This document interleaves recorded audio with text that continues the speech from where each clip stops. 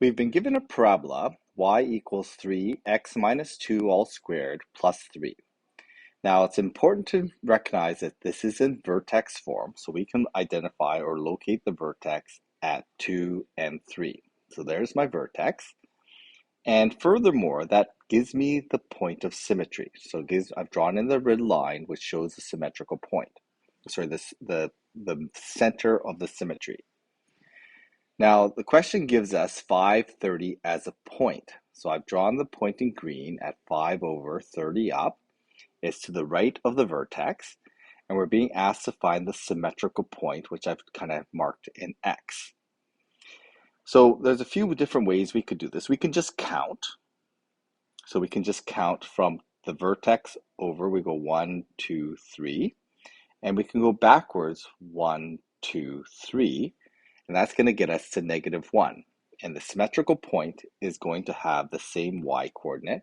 So we can locate that as -1 and 30. So that would be an easy way to do that, is we can count.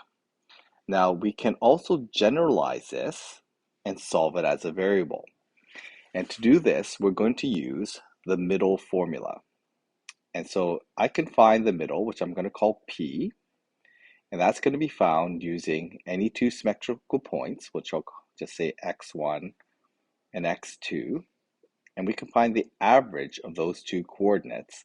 And that gives me the middle position or the middle coordinate, which I'm going to say is P, or the x coordinate of the vertex. And then I can replace this. And I can say P is equal to 2. That's been given. I've been given one x coordinate as 5. And I want to find the unknown x coordinate, which I'll call x. And so if I add them and divide by 2, I'm going to end up at the middle point 2. So I can just solve this algebraically. So I multiply both sides by 2. And then solving for x, I subtract 5 from both sides. I get x equals -1, and that gives me the -1 that I counted to. So there's a couple ways to do this. One is using a formula. One is just counting from the middle.